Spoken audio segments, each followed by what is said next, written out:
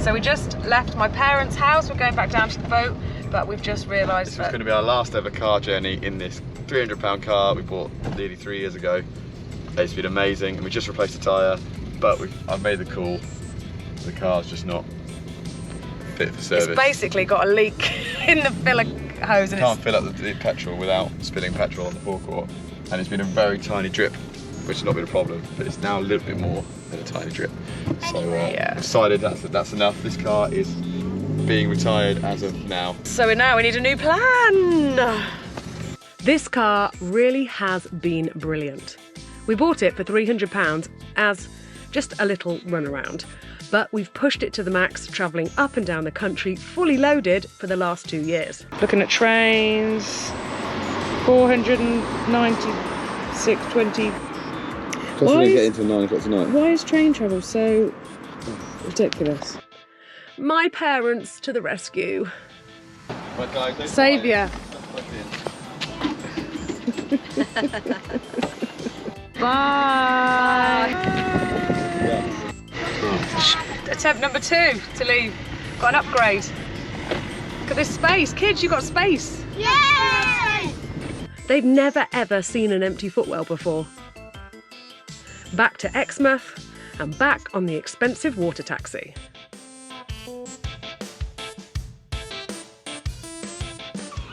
So I've been stomping around grumpy for the evening so far.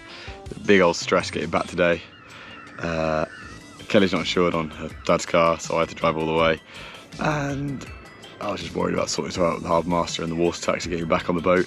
We got back here, first thing that happened, the one toilet we got in service for action use at the moment is now also broken. So I've got 2 broken toilets, but I will get to see some of this. Worth it. Although... nothing says beautiful, peaceful evening river cruise quite like a really loud diesel engine and uptown funk. Party boat. Morning all. Today is a bit like the life we used to live. It's a river trip. We're going onto a canal and we're going on a river trip, which means we don't have to worry about any of this. Just leave all that. So, this is the bit where we're leaving right now on time. It's going to be another half an hour before I'm telling you all these things.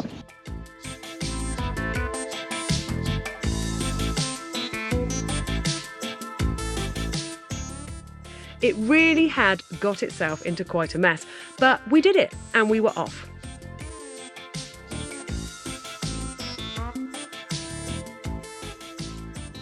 It makes me nervous. It made me nervous as we were in a narrowly dredged channel with little manoeuvrability, and if for some reason we had to turn around, I don't think we could have done. This is quite common in France, but it seems really weird being here in the UK, going through a boat lock. That person there is Kevin. He looked after us so well and told us lots of really interesting facts about the canal. He told us about the origins of the canal and sent us the following information. Before 1250, the tide came up the River Exe to Exeter and goods were loaded and unloaded at the Watergate. But between Exeter and the sea lay the town of Topsham, owned by the Courtenay family, the Earls of Devon. If ships docked there rather than Exeter, the Earl could levy lucrative port taxes. So Countess Isabella blocked the river between Topsham and Exeter. First by a weir in 1275, and then by great trees, timber and stone, so ships could not pass. For 200 years, all goods travelling by sea had to be loaded and unloaded at the Courtenay's Quay in Topsham. From there, pack horses, owned by the Courtenay family, provided the only transport to and from Exeter. It would be far more convenient to export it by ship from Exeter rather than transporting it overland to Topsham Quay. So the mayor and the citizens repeatedly tried to unblock the river. But the Courtenays had very powerful friends. And so to bypass this, a canal was built. Work began in 1563 and it was finished 3 years later. Hooray! Here we are in the beautiful Exeter Ship Canal. We just had a wonderful guided tour for a chap called Kevin. Hopefully we'll get some more from him later. He's lovely. And something's just happened. Some people have just woken up. I didn't know we'd moved. When did we move? We moved when you were sleeping. We left at about 6 o'clock this morning and got here about 7:15. In an attempt to fix the toilet, the first thing to try is unblocking the outlet from the outside. So Hugh is going over the top. We always ask Tilly to help us, right? And we love all our kids equally, but she is the most practical in this situation. Right, Tills, I need you to winch me up and lower me down again. Do you remember how to do it? Yeah. It's good to know that in an emergency she could lift us out of the water on a winch.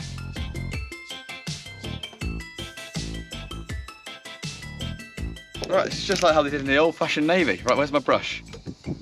There it is. Okay, Tills, do you remember how to lure me? Okay, don't get it wrong.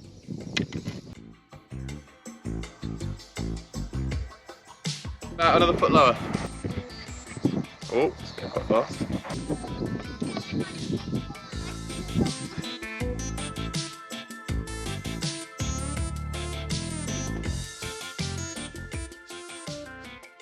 It didn't fix the toilet, but luckily this marina has a toilet and a shower block.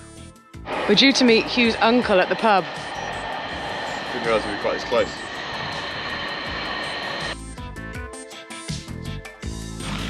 I got this beautiful swan feather. We went to have lunch at the pub, courtesy of Hugh's Uncle George and his girlfriend Lizzie.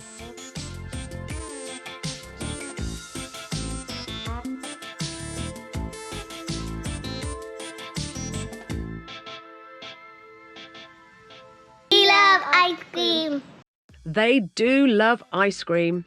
If you guys would like to buy them an ice cream, we have set up a page on Ko-fi, or Coffee, still don't know, so you can do just that. See the link here or in the description. We went on a little walk. Can you see the channel now here at low tide? Very tight. And back home. It really was funny seeing Esperance on a canal. We took a trip into Exeter and the Royal Albert Memorial Museum.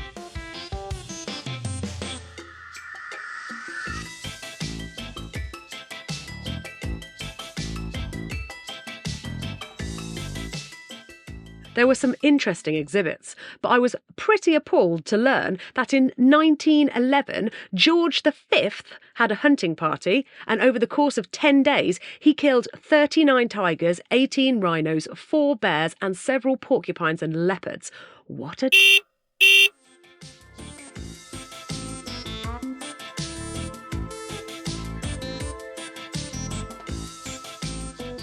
We also found this footage of Anstey's Cove, where we stayed last week. We are looking down upon Anstey's Cove. This has a truly Mediterranean flavour with pedalos, rafts, floats and motorboats, making a perfect picture of a pleasurable playground. We're running low on battery. It's like a battle between the PV solar and Kelly's oven.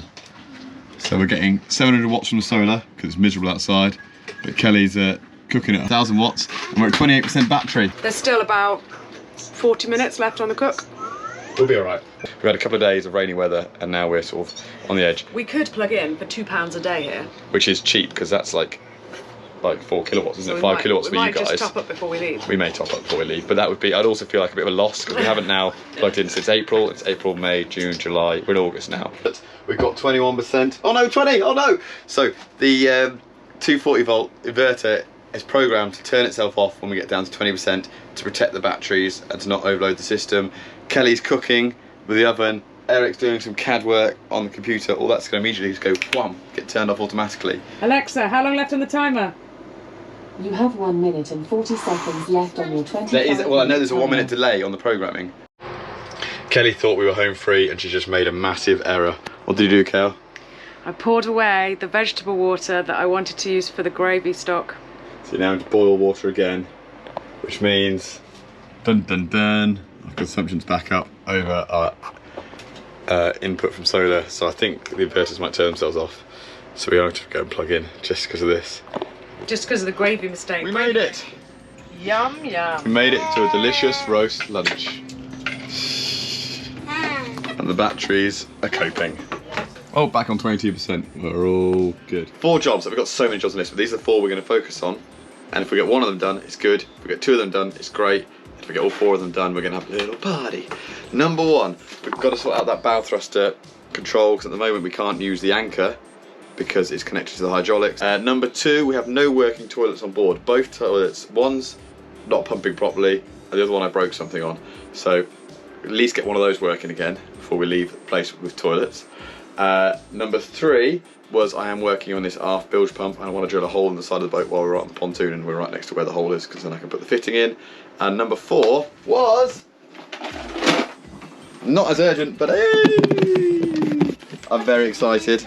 My YouTube hero Maz has one of these, and he's got on really well with it. So if you want to do like all the technical stuff, just go to his page, because I'm not going to go on about that. For you guys and for us, what we need to know is in here is the best internet you can get on a boat. This is going to give us internet that's better than the internet in your house, and we can get it anywhere in the world. But most importantly, in Europe, over the next few months as we travel, explore, and I need to do things like teaching. Look at that. Starling! So try and get this mounted on the boat somewhere.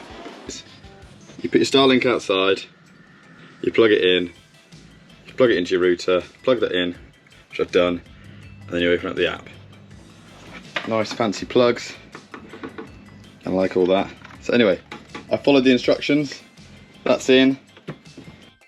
Oh, it has! It's moved. Look, it wasn't set like that a minute ago. It's just like, okay, go. It's supposed to be positioned clear of obstructions, so it will eventually be mounted on the solar arch, but for testing purposes, this will do. Woohoo! What? Hang on. Still not magic, but it's slightly better. In the range of about 40 times better. That's better than we normally get. I might move the dish and see what we get again. It's going that fast that I just bought something online and I didn't even have time to change my mind. You didn't have time to regret it. No, I didn't. It just went zoop, zoop, zoop, zoop. Oh dear, I've just bought 6 months worth of contact lenses. I can see it came out of my account. My internet told me immediately. Job 2. Fix the broken bow thruster button that got stuck in the on position. This is the assembly. It's got a spring in the middle. And I think as you spin it, that switch turns on one way or the other. This is one of those rare situations when I don't fully understand what I've just done. I've just fiddled around with it a bit, put the assembly back together, and it feels like it's going to work. Engine on, hydraulics on, let's find out. Sounds good. I feel it's good, the boat's moving. I'm not going to ask any more questions. That's working. Got enough jobs to do. Like putting a hole in the side of the boat. Why would we do that, you ask? Well, this is actually to increase safety on board. Hugh wants to add another bilge pump at the aft of the boat as part of our prep for entering orca territory. We'll give you more details on this in future videos. There you go. This shot shows you how much insulation we've now got. There's actually 2 layers. There's the original inch that was put in years ago, and then there's an extra inch here, or a bit more than that actually, that's 30mm of the stuff I put in this winter. So that is the glass fibre of the boat, but that's at least 12, maybe 15mm thick.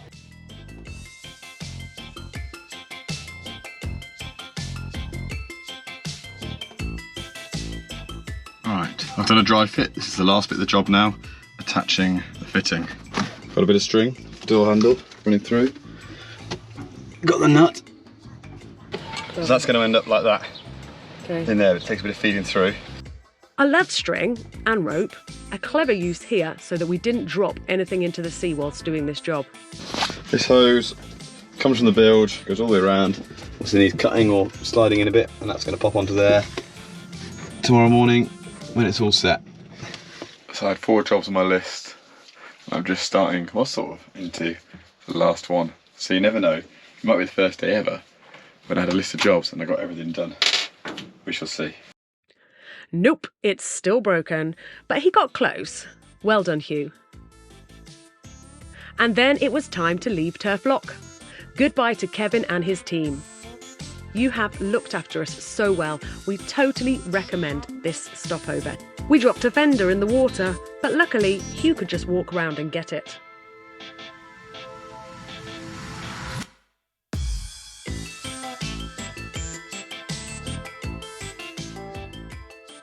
I'm just explaining to the girls what's going to happen. We're going to go through these gates, and then those ones are going to close, which we just done. And now they're lowering the water to make this water the same height as that. So when they open the gates, we can sail through smoothly without any water. So it rushes. Yeah, that's what locked. If there wasn't locked, there'd be a massive waterfall.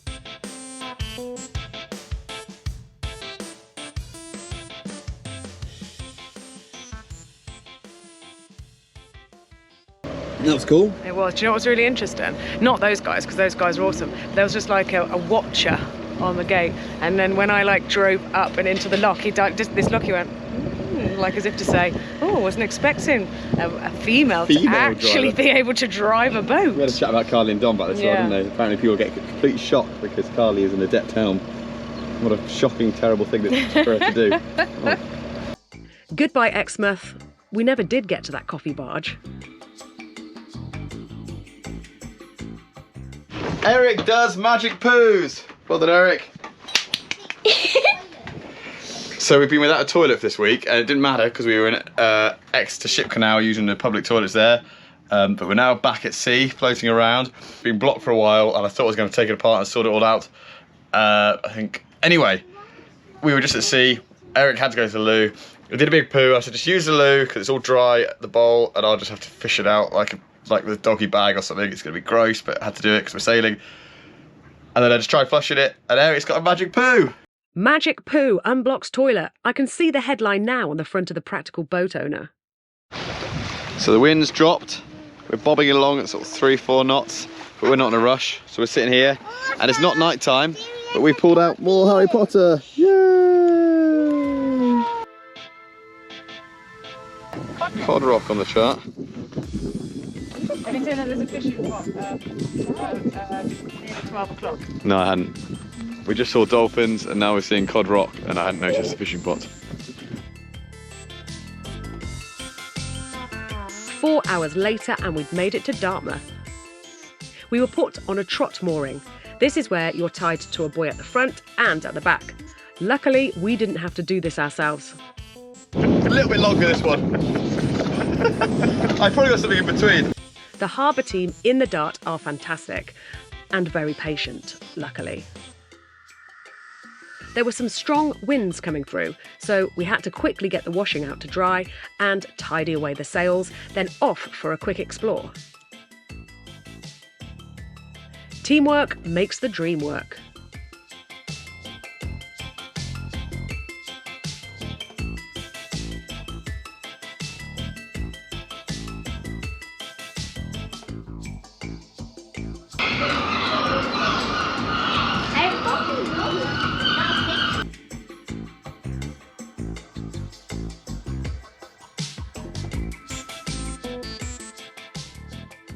Here's one for my friend Bill Bates.